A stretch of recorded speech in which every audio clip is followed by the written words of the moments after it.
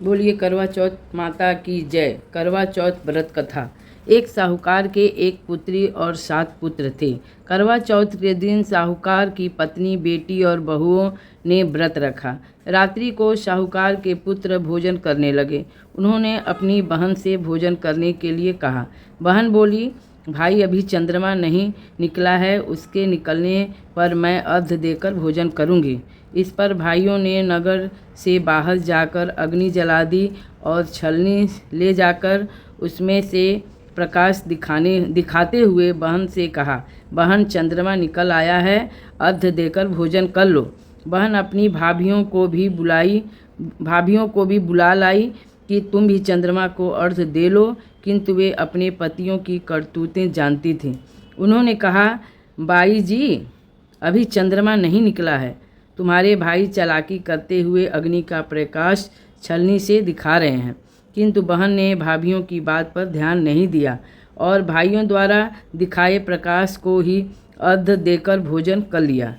इस प्रकार व्रत भंग होने से गणेश जी उससे रुष्ट हो गए। उसके बाद उसका पति सख्त बीमार हो गया और जो कुछ घर में था उसकी बीमारी में लग गया। साहूकार की पुत्री को जब अपने दोष का पता लगा तो वह पश्चाताप से भर उठी। गणेश जी से क्षमा प्रार्थना करने के बाद उसने पुत्र विधि विधान से चतुर्थी का व्रत करना आरंभ कर दिया। श्रद्धा अनुसार सबका आदर सत्कार करते हुए सबसे आशीर्वाद लेने में ही उसने मन को लगा दिया। इस प्रकार उसने श्रद्धा भक्ति सहित कर्म को देख गणेश जी उस पर प्रसन्न हो गए। उसने कहा, पति को जीवन दान दें, उसे बीमारी से मुक्त करने के पश्चात धन संपत्ति से युक्त कर दिया। इस प्रकार जो कोई छल कपट से रहित श्रद्धापूर्वक चतुर्थी का व्रत करेगा वह सब प्रकार से सुखी होते हुए कंटकों से मुक्त हो जाएगा। बोलिए करवा चौथ माता की जय। विनायक स्वरूप गणेश जी की कथा। किसी नगर में अपने पुत्र और पुत्रवधू के साथ एक नेत्रहीन बुढ़िया रहती थी। वह श्रद्धापूर्वक विधि विधान से नित्य ही गणेश जी की पूजा अर्चना करती थी। एक दिन प्रसन्न हो गणेश जी प्रकट हो गए और बोले, बुढ़िया माँ, तू जो चाहे मुझसे मांग लो। बुढ़िया बोली, कैसे और क्या मांगूँ, मुझे तो मांगना आता ही नहीं है। तब गणेश जी बोले, अपने बहू बेटे से पूछकर मांग लेना, मैं कल फिर आऊँगा। बुढ़िया ने बेटे से पूछा तो बेटा बोला कि धन मांग लो, बहू बोली कि पोता मांग लो।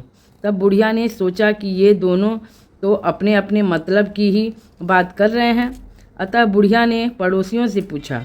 पड़ोसियों ने कहा, बुढ़िया तू तो थोड़े ही दिन जिएगी, क्योंकि तू धन मांगे और क्यों पोता मांगे, तू तो आंखें मांग ले, जिससे तेरी बाकी जीवन का आराम से कट जाएगा। लेकिन उस बुढ़िया ने पड़ोसियों की बात नहीं मानी। उसने सोचा कि जिसमें बहू बेटा राजी हो वह मांग लो और अपने मतलब की चीज़ भी मांग लो। अगले दिन गणेश जी आए और बोले, बुढ़िया माँ, जो चाहे सो मांग ले। बुढ़िया बोली, यदि आप प्रसन्न हैं तो मुझे 9 करोड़ की माया दें, निरोगी काया दें, आँखों की रोशनी दें, पोता दें, सब परिवार को सुख दें और अंत में मोक्ष दें। गणेश जी बोले, बुढ़िया माँ, तूने तो हमें ठग लिया, किंतु तेरा वर तुझे मिलेगा, तथास्तु। इतना कहकर गणेश जी अंतर ध्यान हो गए। बुढ़िया को वर के अनुसार सब कुछ मिल गया। हे सिद्धि विनायक गणेश जी, जैसे तुमने उस बुढ़िया को सब कुछ दिया वैसे ही हमें भी देना, हमें भी देने की कृपा करना। बोलो गणपति बप्पा की जय। करवा चौथ का उज्जमन। एक थाल में 4-4 पूड़ियाँ 13 जगह रखकर उसके ऊपर थोड़ा थोड़ा हलवा रख दें। थाल में एक साड़ी, ब्लाउज और सामर्थ्यानुसार रुपए भी रखें। फिर उसके चारों ओर रोली चावल से हाथ फेरकर अपनी सासू जी के चरण स्पर्श कर उन्हें दे दें। तदुपरांत 13 ब्राह्मण ब्राह्मणियों को आदर सहित भोजन कराएं, दक्षिणा दें तथा रोली की बिंदी लगाकर उन्हें विदा करें। बोलिए करवा चौथ माता की जय।